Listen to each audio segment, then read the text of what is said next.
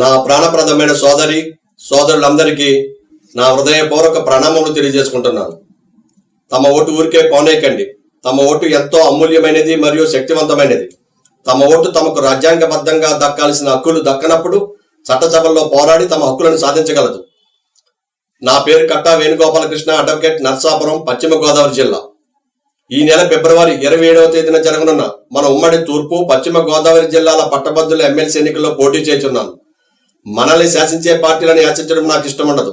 విద్యార్థి దశ నుండి గత 3 దశాబ్దాలుగా విద్యా సమస్యలపైన మరియు ప్రజా సమస్యలపైన పలు ప్రజా సంఘాలతో కలిసి పోరాడుతూ ఉన్నాను. మనకు రాజ్యాంగబద్ధంగా దక్కాల్సిన హక్కులు దక్కనప్పుడు మన ఓటు వేసి ఎన్నుకున్న ప్రతినిధులు చట్టసభల్లో పోరాడి మన హక్కులను సాధించాలి. కానీ అలా జరగడం లేదు. విత్తనం ఎంత నాణ్యమైనది మరియు విలువైనది అయినప్పటికీ చౌడు భూమిలో నాటితే అది నిరుపయోగమే అవుతుంది.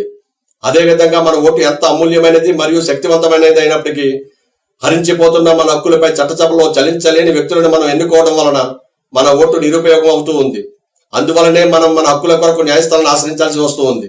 పట్టభద్రుల ఎమ్మెల్సీ అభ్యర్థిని ఎన్నుకుని గ్రాడ్యుయేట్ సోదరులందరూ ఇక ముందు న్యాయస్థానాన్ని ఆశ్రయించాల్సిన అవసరం తగ్గించుకోవడం కొరకు మరియు తమ ధన సమయ భారాలు తగ్గించుకోవడం కొరకు నన్ను తమలో ఒకరిగా భావించి నాకు తమ అమూల్యమైన మరియు శక్తివంతమైన మొదటి ప్రాధాన్యత ఓటు వేసి నన్ను అత్యధిక మెజార్టీతో గెలిపించి నాకు తమ హక్కులను చట్టసభలో పోరాడి సాధించే భాగ్యాన్ని కల్పించమని అభ్యర్థిస్తున్నాను.